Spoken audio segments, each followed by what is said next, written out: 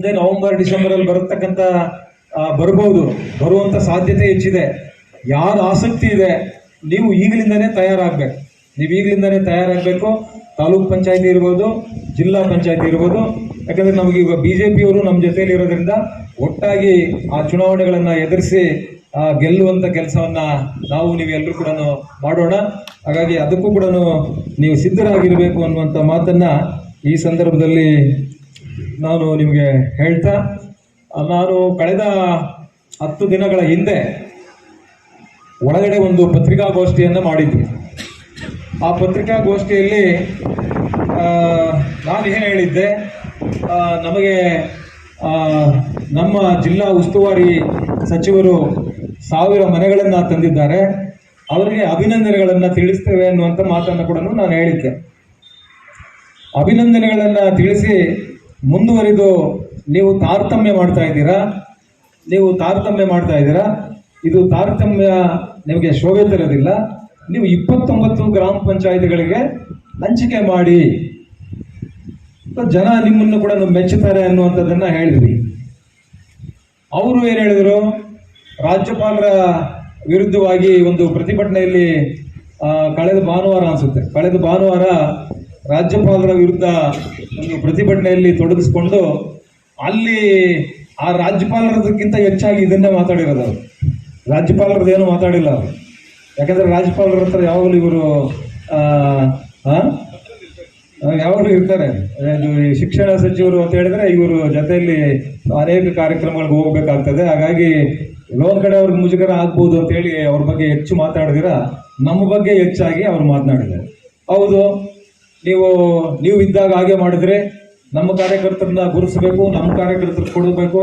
ಆಯಿತು, ಈಗ 9 ಗ್ರಾಮ ಪಂಚಾಯಿತಿಗಳಲ್ಲಿ ಅವ್ರ ಕಾರ್ಯಕರ್ತರು ಇಲ್ಲ, 9 ಗ್ರಾಮ ಪಂಚಾಯಿತಿಗಳಲ್ಲಿ ಅವರು ಬೆಂಬಲಿತ ಗೆದ್ದಿರ್ತಕ್ಕಂಥವ್ರು ಯಾರೂ ಇಲ್ಲ, ಅಲ್ಲಿ ಪರಿಶಿಷ್ಟ ಜಾತಿ ಇಲ್ಲ, ಅಲ್ಲಿ ಪರಿಶಿಷ್ಟ ಪಂಗಡ ಇಲ್ಲ, ಅಲ್ಲಿ ಹಿಂದುಳಿದ ವರ್ಗಗಳಿಲ್ಲ, ಬೇರೆ ಸಾಮಾನ್ಯ ವರ್ಗಕ್ಕೆ ಸೇರಿರ್ತಕ್ಕಂಥವ್ರು ಯಾರೂ ಇಲ್ಲ. ನಾವು ಮಾಡೋದೇ ಸರಿ, ಅಲ್ಪಸಂಖ್ಯಾತರಿಲ್ಲ, ಯಾರೂ ಇಲ್ಲ, ಅಲ್ಲಿ ನಾವು ಮಾಡಿದ್ದೆ ಸರಿ. ನೀವು ಹಿಂದೆ ನಿಮ್ಮ ಇಒ ಅವ್ರ ಹತ್ರ ದಾಖಲೆಗಳನ್ನು ತರಿಸ್ಕೊಂಡು ನೋಡಿ. ನಾನು ಕೂಡ ಹೆಚ್ಚುವರಿ ಮನೆಗಳನ್ನು ಸೋಮಣ್ಣ ಅವರಿದ್ದಾಗ ತಂದಿದ್ದೀನಿ. ಆದರೆ 29 ಗ್ರಾಮ ಪಂಚಾಯಿತಿಗಳಿಗೆ ಹಂಚಿಕೆ ಮಾಡಿದ್ದೆ, ತಾರತಮ್ಯ ಮಾಡಿಲ್ಲ ನಾವು. ಇದನ್ನ ಹೇಳಿದರೆ ನೀವು ಇದೊಂದು. ನೆಕ್ಸ್ಟ್ ಈಗ ನಗರಸಭೆಯಲ್ಲಿ ಖಾತೆಗಳ ವಿಚಾರದಲ್ಲಿ ನಾವು ಹೇಳಿದ್ವಿ. ಖಾತೆಗಳು ಇವತ್ತು ಪ್ರತಿಯೊಬ್ಬರು ಕೂಡ ಅವರು ದುಡಿಮೆ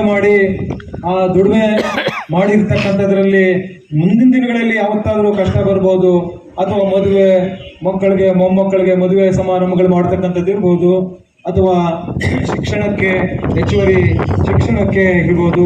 ಬೇರೆ ಬೇರೆ ಸಮಸ್ಯೆಗಳಿಗೆ ನಾವು ಇನ್ನೊಬ್ಬರ ಹತ್ರ ಹೋಗೋದು ಬೇಡ. ಆ ಸೈಟ್ಗಳನ್ನು ಮಾರಾಟ ಮಾಡಿದ್ರೆ ನಮ್ಮ ಕಷ್ಟಗಳ ಕಾರ್ಪಣ್ಯಗಳಿಗೆ ಆಗುತ್ತೆ ಅಂತೇಳಿ ಇಟ್ಕೊಂಡಿರ್ತಕ್ಕಂಥವ್ರಿಗೆ ನೀವು ನಿಮ್ಮ ಕಾಲದಲ್ಲೂ ಕೂಡ ಖಾತೆಗಳು ಮಾಡಿದ್ದೀರಾ, ನಮ್ಮ ಕಾಲದಲ್ಲೂ ಕೂಡ ಖಾತೆಗಳು ಮಾಡಿದ್ವಿ. ಅದನ್ನು ಮುಂದುವರಿಸಿ ಅಂತ ಹೇಳಿದ್ರೆ ಅದಕ್ಕೆ ಬಹಳ ಒಂಥರ ಆಕ್ರೋಶವಾಗಿ ನಾವೇನೋ ಸೋತೋಗ್ಬಿಟ್ಟು ಮಾತಾಡ್ತಾ ಇದ್ದೀವಿ. 10 ವರ್ಷಗಳಿಂದ ನಾನು ಬಾಯಿ ಮುಚ್ಕೊಂಡಿದ್ದೆ, ಇವ್ರಿಗೆ ಏನೇನೋ ಮಾತಾಡಿದ್ದಾರೆ, ಬಾಯಿಗೆ ಬಂದಂಗೆಲ್ಲ ಮಾತನಾಡಿದ್ದಾರೆ. ಆದರೆ ನೀವು 10 ವರ್ಷ ನಿಮ್ಗೇನು ನಾವು ಪ್ಲಾಸ್ಟರ್ ಹಾಕಿದ್ವಾ ಮಾತಾಡ್ಬಿಡಿ ಅಂತ? ನಿಮ್ಮನ್ನ ಸೋಲಿಸಿದ್ರು ಅಂತ ಹೇಳ್ಬಿಟ್ಟು ಪಾಪ ನೀವು ಕೋಪ ಮಾಡ್ಕೊಂಡು ಕುಂತ್ಕೊಂಡ್ರೆ ನಾವೇನು ಮಾಡಿ ಸೋಲಿಸ್ಬಿಟ್ರು 10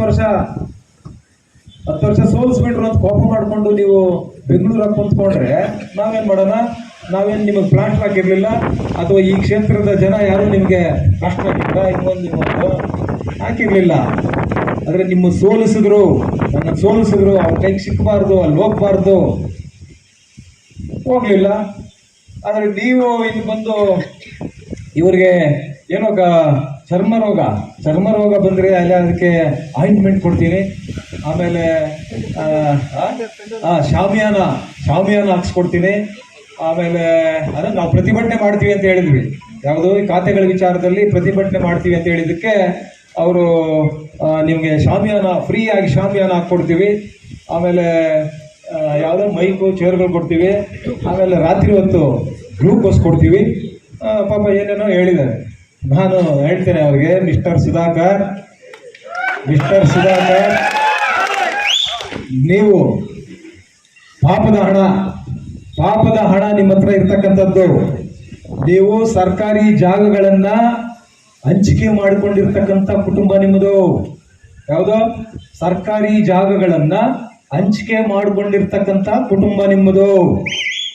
ಸರ್ಕಾರಿ ಜಾಗಗಳನ್ನ ಮಾರಾಟ ಮಾಡಿರ್ತಕ್ಕಂಥ ಕುಟುಂಬ ನಿಮ್ಮದು.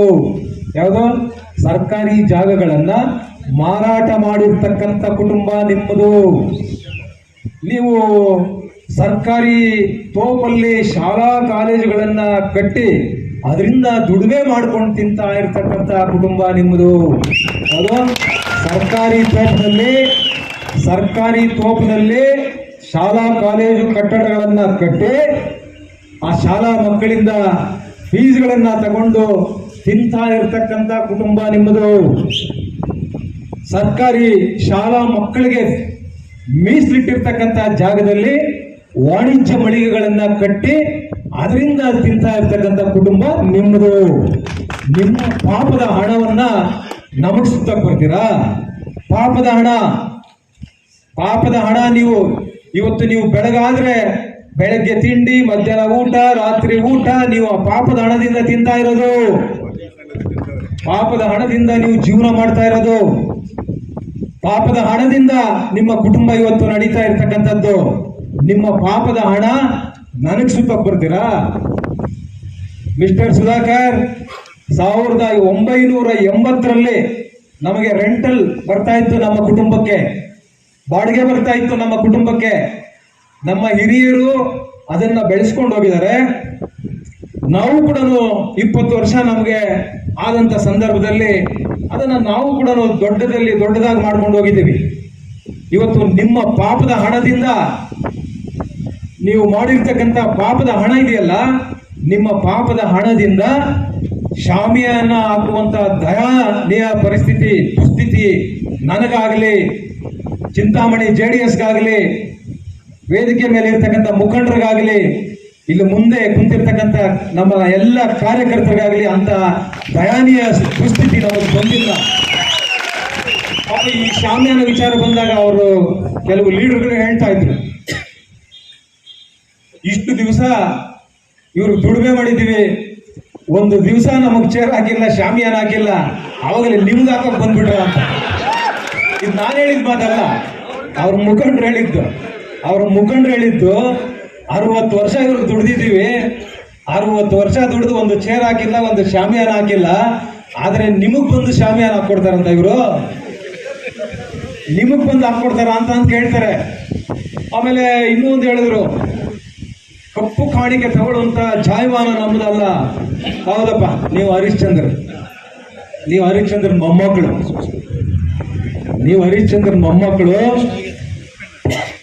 ಈ ಕೇಶಿಪ್ ರಸ್ತೆ ಮನೆ ಇತ್ತೀಚೆಗೆ ಟಾರ್ ಹಾಕಿದ್ರಲ್ಲ ಮಿಸ್ಟರ್ ಸುಧಾಕರ್, ಕೇಶಿಪ್ ಟಾರ್ ಹಾಕಿದ್ರಲ್ಲ, ಆ ಕಾಂಟ್ರಾಕ್ಟರ್ನ ಕರೆದು ಯಾರ್ದೇನಾದ್ರೂ ಮಾಡ್ಕೊಂಡ್ರಪ್ಪ ನಮ್ಗೆ ಗೊತ್ತಿಲ್ಲ, ನಮ್ಗೆ 10% ಕೊಟ್ಬಿಡ್ಬೇಕು. ಇದು ವೈಟ್ ಮನಿನ ಅದು ಕಪ್ಪು ಕಾಣಿಕೆ ಅಲ್ಲ, ಇದು ವೈಟ್ ಮನಿ. ಇವ್ರು ಇನ್ವೆಸ್ಟ್ ಮಾಡಿದ್ರು ಪಾಪ, ಇವ್ರು ಇನ್ವೆಸ್ಟ್ ಮಾಡಿದ್ರು ವೈಟ್ ಮನಿ. ಆಮೇಲೆ ಅಷ್ಟೇ ಅಲ್ಲ, ಅಲ್ಲಿ ಎತ್ತಿನಹೊಳೆಯಲ್ಲಿ ಸಣ್ಣ 6 ಲಕ್ಷ ಆಕ್ಷನ್ ಪ್ಲಾನ್ ಮಾಡಿದ್ವಿ. ಅದಕ್ಕೆ ಅವ್ರನ್ನ ಕರೆದು ಎಷ್ಟೆಷ್ಟು ತಗೊಂಡಿದ್ದೀರಾ ಮಿಸ್ಟರ್ ಸುಧಾಕರ್, ಎಷ್ಟೆಷ್ಟು ತಗೊಂಡಿದ್ದೀರಾ ಅಂತ ಗೊತ್ತಿದೆ.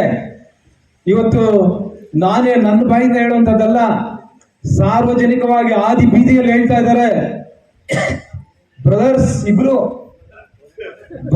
ಇಬ್ರು ಅವರು ದುಡಿಮೆ ಮಾಡಿರ್ತಕ್ಕಂಥವ್ರನ್ನೆಲ್ಲ ದೂರ ಇಟ್ಟು ಲೂಟಿ ಮಾಡ್ತಾ ಇದ್ದಾರೆ ಅನ್ನುವಂಥದ್ದನ್ನ ನಾನು ಹೇಳೋದಲ್ಲ, ಸಾರ್ವಜನಿಕವಾಗಿ ಆ ಟೀ ಅಂಗಡಿಗಳ ಹತ್ರ ಹೋಟ್ಲುಗಳ ಹತ್ರ ಸಾರ್ವಜನಿಕವಾಗಿ ನಿಮ್ಮ ವಿರುದ್ಧವಾಗಿ ಮಾತನಾಡ್ತಾ ಇದ್ದಾರೆ. ಎಲ್ಲ ಕಡೆನೂ ಬಂಬು ಬಜಾರ್ ಒಂದೇ ಅಲ್ಲ, ಎಲ್ಲೆಲ್ಲಿ ಟೀ ಅಂಗಡಿಗಳಿದೆ ಎಲ್ಲ ಕಡೆ ಕೂಡ ನಿಮ್ಮ ಬಗ್ಗೆ ಮಾತನಾಡ್ತಾ ಇದ್ದಾರೆ. ಇವತ್ತು ಹುಲ್ಲು ಬನ್ನಿ ಖರಾಬಲ್ಲಿ ನೀವು ನಿಮ್ಮ ತಂದೆಯವರು ಅರ್ಜಿ ಹಾಕಿದೆ DC ಅವರ ಹತ್ರ. ಕಣ್ಣು ತಪ್ಪಿನಿಂದ ನಾವು ಬಳಸ್ಕೊಂಡ್ಬಿಟ್ಟಿದೀವಿ. ನಾವು ಆಲ್ಟರ್ನೇಟ್ ಜಮೀನು ಕೊಡ್ತೀವಿ, ಇದು ನಮಗೆ ಬಿಟ್ಟು ಕೊಟ್ಬಿಡಿ ಅಂತ ನೀವು ಅರ್ಜಿ ಹಾಕ್ತಾರೆ ನಿಮ್ಮ ತಂದೆಯವರು. ಹಿಂದೆ ಶಿಖಾ ಜಿಲ್ಲಾಧಿಕಾರಿ ಇದ್ರು, ಅವ್ರು ಹೇಳಿದ್ರು, ನಾನು ಒಂದು ಕ್ವಶನ್ ಹಾಕಿದ್ದೆ ಅಸೆಂಬ್ಲಿಯಲ್ಲಿ, ಅವ್ರು ಹೇಳಿದ್ರು, ಬಹಳ ಸ್ಪಷ್ಟವಾಗಿ ಹೇಳಿದ್ರು, ಅರ್ಜಿದಾರರು ಅಕಸ್ಮಾತ್ ಆಗಿ ಕಣ್ಣು ತಪ್ಪಿನಿಂದ ನಾವು ಬಳಸ್ಕೊಂಡ್ಬಿಟ್ಟಿದ್ದೀವಿ, ಈಗ ಬದಲಿ ವ್ಯವಸ್ಥೆ ಮಾಡಿ ಅಂತ ಕೇಳ್ತಾ ಇದ್ದಾರೆ, ಅದ್ರ ಕಾನೂನಿನಲ್ಲಿ ಅವಕಾಶವಿಲ್ಲ ಅಂತ ಬರೆದು ಕಳಿಸಿದ್ರು. ಬರೆದು ಕಾನೂನಿನಲ್ಲಿ ಅವಕಾಶ ಇಲ್ಲ ಅಂತ ಹೇಳಿದ್ಮೇಲೆ ನೀವು ಆ 42 ಜನಕ್ಕೆ ಕೊಡ್ಬೇಕಲ್ಲ, ಸೈಟ್ಗಳಾದ್ರೂ ಕೊಡಬೇಕು, ಅಥವಾ ನೀವು ಅವ್ರು ಕೊಟ್ಟಿರ್ತಕ್ಕಂಥ ಹಣ 20 ವರ್ಷ 22 ವರ್ಷ ಆಗಿದೆ, ಅದಕ್ಕೆ ಬಡ್ಡಿನೋ ಗಿಡ್ಡಿನೋ ಹಾಕಿ ಏನೋ ಒಂದಿಷ್ಟು ತಗೊಳ್ರಪ್ಪ, ನಾವು ಮೋಸ ಮಾಡೋದು ಬೇಡ, ನೀವು ಅನ್ಯಾಯ ಆಗೋದು ಬೇಡ, ನೀವು ಒಂದು ದಿವಸ ನಿಮ್ಮ ಬಾಯಲ್ಲಿ ಬಂದಿಲ್ವೇ, ಈಗಲೂ ಕೂಡ ಆ ಚಿಂತಾಮಣಿ ಕೋರ್ಟಲ್ಲಿ ಇಲ್ಲೊಂದು ಹಾಕೋದು, ಅಲ್ಲೊಂದು ಹಾಕೋದು, ಇನ್ನೆಲ್ಲೋ ಒಂದು ಹಾಕೋದು, ಎಲ್ಲ ಸುತ್ತುಗಳು ಓಡಿಸ್ತಾ ಇದ್ದಾರೆ. ಆದ್ರೆ ನೀವು, ನಾ ಹಿಂದೆ ಹೇಳಿದ್ದೆ, ನಿಮ್ಮಂತ ಆಸೆಯ ಬುರುಕರು ಇನ್ನೊಬ್ಬರಿಲ್ಲ. ಆಸೆಯ ಬುರುಕರು, ಆಸೆ ಬುರುಕರು ಅಂತ ಹೇಳ್ತಾ ಇದ್ವಿ. ಅಂದ್ರೆ ಯಾಕೆ ನಾನು ಆಸೆ ಬುರುಕರು ಅಂತ ಹೇಳ್ತಾ ಇದ್ದೀನಿ ಅಂದ್ರೆ, ಇವರಿಗೆ ಇವತ್ತು ಕೂಡ ಆ 42 ಜನಕ್ಕೆ ಸೈಟ್ಗಳಾದ್ರೂ ಕೊಡಬೇಕು ಅಥವಾ ಅವರ ಹಣವನ್ನ ವಾಪಸ್ ಕೊಡಬೇಕು ಅನ್ನೋ ಮನಸ್ಥಿತಿ ಇಲ್ಲ. ಇವತ್ತು ಕೂಡ ಅವ್ರು ಏನ್ ಹೇಳ್ತಾ ಇದ್ದಾರೆ ಅಂದ್ರೆ, ಕೋರ್ಟ್ ಅಲ್ಲಿ ಗೆದ್ದು ಕೊಡ್ತೀವಿ, ನಿಮ್ಗೆ ಕ್ಯಾಬಿನೆಟ್ ಅಲ್ಲಿ ಇಡ್ತೀವಿ, ಅಲ್ಲಿಂದ ಮಾಡಿಸ್ಕೊಂಡ್ ಬಂದ್ಬಿಡ್ತೀನಿ, ನಿಮಗ್ ಕೊಟ್ಟೇ ಕೊಡ್ತೀವಿ, 22 ವರ್ಷ ಆಗಿದೆ, ನಿಮಗ್ ಕೊಟ್ಟೇ ಕೊಡ್ತೀವಿ. ಹಂಗಾಗಿ ಇವತ್ತು ಚಿಂತಾಮಣಿಯಲ್ಲಿ ಕೆಳಗಡೆ ಒಂದು ಅರ್ಜಿ, ಮೇಲೆ ಕೋರ್ಟಲ್ಲಿ ಒಂದು ಅರ್ಜಿ, ಇನ್ನೆಲ್ಲ ಒಂದ್ ಕಡೆ ಒಂದು ಅರ್ಜಿ.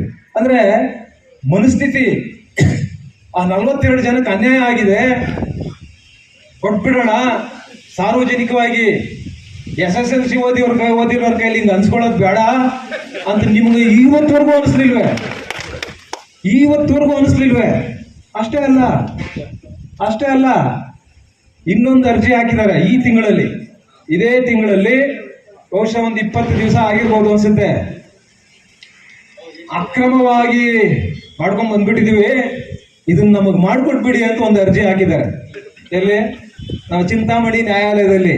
ಯಾವುದು? ನಮ್ಮ ವಾಣಿಜ್ಯ ಮಳಿಗೆಗಳನ್ನ ಕಟ್ಟಿದಾರಲ್ಲ, ಕಮರ್ಷಿಯಲ್ ಕಾಂಪ್ಲೆಕ್ಸ್ ಇದಾರಲ್ಲ, 3 ಹೊತ್ತು ಊಟ. ಅಂದ್ರೆ ನಾವು 29 ವರ್ಷದಿಂದ ಅಧಿಕಾರದಲ್ಲಿದ್ದೀವಿ, ಅದು ನಮಗೆ ಮಾಡ್ಕೊಟ್ಬಿಡಿ.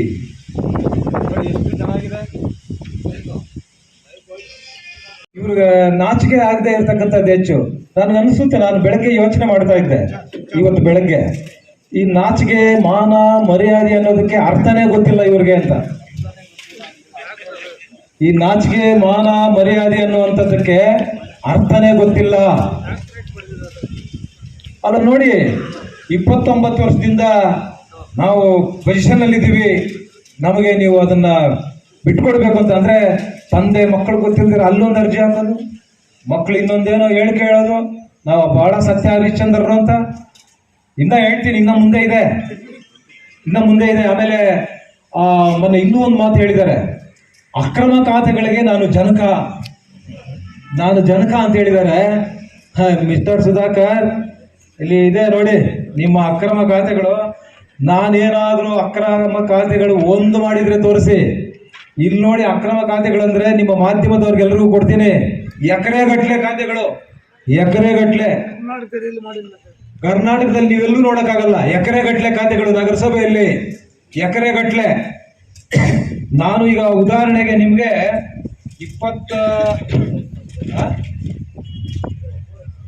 22 ಇದಾವೆ ನನ್ನ ಹತ್ರ, ಎಕರೆಗಟ್ಲೆ ಇರ್ತಕ್ಕಂಥವು. ಮಾಧ್ಯಮ ಸ್ನೇಹಿತರು ನೀವೆಲ್ಲರೂ ಕೂಡ ಫೋಟೋಗಳು ತಗೊಳ್ಳಿ. ಇದನ್ನ 22 ನೀವು ಕರ್ನಾಟಕ ರಾಜ್ಯದಲ್ಲಿ ಇರ್ತಕ್ಕಂಥ ಎಲ್ಲೆಲ್ಲಿ ನಗರಸಭೆಗಳಿದಾವೆ ಎಲ್ಲೂ ನೋಡಕ್ ಸಾಧ್ಯ ಇಲ್ಲ. ಇಲ್ಲಿ ಆ ಕಲ್ಲಳ್ಳಿ ಸರ್ವೆ ನಂಬರ್ ಅಲ್ಲೊಂದು, ಅಲ್ಲಿ ನಾನು 6 ತಿಂಗಳಿಂದ ಇಲ್ಲಿ ಒಬ್ಬ ಅಯೋಗ್ಯ ಬಂದಿದ್ದಾನೆ, ತಹಸೀಲ್ದಾರ. ಅವನಿಗೇನೂ ಗೊತ್ತಿಲ್ಲ. ತಹಸೀಲ್ದಾರ ಅವನೊಬ್ಬ ದೊಡ್ಡ ಅಯೋಗ್ಯ, ಅವನಿಗೇನೂ ಗೊತ್ತಿಲ್ಲ. ಅವನು ಇನ್ನೊಬ್ಬ ಇದ್ದಾನೆ ರೆವಿನ್ಯೂ ಇನ್ಸ್ಪೆಕ್ಟರ್, ಅವ್ನು ಹೇಳ್ದಂಗೆ ಇವನು ಮಾಡೋದು. ತಹಸೀಲ್ದಾರ್ ಅವನು ಹೇಳ್ದಂಗೆ ಇವನು ಮಾಡೋದು. ತಹಸೀಲ್ದಾರ್ ಇವರೆಲ್ಲ ಹೆಂಗಾಗಿದೆ ಅಂದ್ರೆ ಪಾಪ ಆ ಮಂತ್ರಿ ಇನ್ನ ಎಷ್ಟು ದಿವಸ ಇರ್ತಾರೆ ಗೊತ್ತಿಲ್ಲ. ಈ ಮಂತ್ರಿ ಇವತ್ತು ಇಷ್ಟೆಲ್ಲ ನಾನು ತಹಸೀಲ್ದಾರ್ ನಿನ್ನೆ ಹೇಳಿದೆ, ಅದೆಲ್ಲ ಚುಂಚನಹಳ್ಳಿಯಲ್ಲಿ ಯಾವುದೋ ಒಂದು ಯಾರಿಗೋ ರೋಡ್ ಬಿಡ್ಸಕ್ ಹೋಗಿ ಮಿನಿಸ್ಟರ್ ಹೇಳಿದ್ದಾರೆ, ಸರ್ ಏನ್ ಸರ್ ಮಾಡೋದು ಅಂತ ಹೇಳಿ ಅಲ್ಲೇ ಕುಂತ್ಕೊಂಡು ಪಾಪ ರೋಡ್ ಹೊಡಿಸ್ಬಿಟ್ಟು ಬಂದಿದ್ದಾರೆ. ಅಯ್ಯೋ ನಾನು ಹೇಳಿದೆ, ನೀನ್ ಇಲ್ಲಿ ಆ ಕೆರೆನೇ ಹಾಕೊಂಡ್ಬಿಟ್ಟಿದಾರಪ್ಪ, ಕೆರೆನೇ ಹಾಕೊಂಡಿದ್ದಾರೆ, ನಾಳೆ ಬೆಳಗ್ಗೆ ಹೋಗಿ ಕೆರೆ ತೆರವುಗೊಳಿಸ್ತೇನೇನು ಅಂದೆ. ಇಂಥ ಅಯೋಗ್ಯನ ಇಟ್ಕೊಂಡು ಇವತ್ತು ಏನ್ ದೌರ್ಜನ್ಯ ದಬ್ಬಾಳಿಕೆ ಮಾಡ್ತಾ ಇದ್ದಾರೆ. ಪೊಲೀಸ್ ಹತ್ರ ನೀವು ಎಷ್ಟೆಷ್ಟು ದುಡ್ಡು ತಗೊಂಡಿದ್ದೀರಾ? ನಿಮ್ಮ ಪೊಲೀಸ್ ಇನ್ಸ್ಪೆಕ್ಟರ್ ಬಂದು ಹೇಳ್ತಾನೆ, ಸರ್ ದಯಮಾಡಿ ಅವ್ನು ನನಗೆ ಕೈ ಮುಗಿತಾನೆ, ಸರ್ ದಯಮಾಡಿ ಹೇಳ್ಬೇಡಿ ಸರ್, ಎಲ್ಲೂ ನೀವು ನನ್ನ ಇಷ್ಟು ಕೊಟ್ಟಿದ್ದೀನಿ ಅಂತ ಹೇಳಿದ್ರೆ ಮತ್ತೆ ನನಗೆ ತೊಂದರೆ ಮಾಡ್ತಾರೆ ಸರ್ ಅಂತ. ನನ್ನ ಸ್ನೇಹಿತ ನನ್ನ ಸ್ನೇಹಿತ, ನಾನು ಅವ್ನಿಗೆ ಹೇಳ್ತಾ ಇದ್ದೆ ಇಲ್ಲಿ ಬರೋಕ್ ಮೊದಲು, ನಾನು ಗೊತ್ತಿದ್ದೀನಿ ಪರಿಚಯ ಇದ್ದೀನಿ ಅಂತ ನೀನೇನಾದ್ರು ಹೇಳಿದ್ರೆ ನೀನು ಇಲ್ಲ ಕೆಲಸ ಆಗಲ್ಲ ಅಂತ ಹೇಳ್ಬೇಡ ಅಂತ ಹೇಳಿದೆ. ಬೆಂಗಳೂರು ಗ್ರಾಮಾಂತರದಲ್ಲಿ ನನ್ನ ಸ್ನೇಹಿತ ಇದ್ದಾನೆ, ನೀನ್ ನನ್ನ ಪರಿಚಯ ಇದೆ ಅಂತ ಗೊತ್ತಾಗ್ಬಿಟ್ರೆ ಈ ನಾರಾಯಣ ಸಾಮಣ್ಣವ್ರಿಗೂ ಪಾಪ ತೊಂದರೆ ಮಾಡ್ದ, ಎಲ್ಲರಿಗೂ ತೊಂದರೆ. ಅಲ್ಲಿ ನಾನು ಇನ್ನೂ ಒಂದು ಮಾಹಿತಿ ಹೇಳ್ತಾರೆ, ಪೊಲೀಸ್ ಸ್ಟೇಷನ್ ಅಲ್ಲಿ ಪೊಲೀಸ್ PC-ಗಳ ಹತ್ರ ದುಡ್ಡು ತಗೊಂತಾನೆ ಅಂತ. ಏನ್ ಮಾಡ್ತೀಯ? ಅವನು 25 ಲಕ್ಷ ಕೊಟ್ಟು ಬಂದ್ರೆ ಏನ್ ಮಾಡೋದು? ಅವನು 25 ಲಕ್ಷ ಬಂದ್ರೆ ಅವನು PC-ಗಳ ಹತ್ರನು ಕಿತ್ಕೊಂತಾನೆ, ಜನಗಳ ಹತ್ರನು ಕಿತ್ಕೊಂತಾನೆ, ಎಲ್ಲರ ಹತ್ರನು ಕಿತ್ಕೊಂತಾನೆ.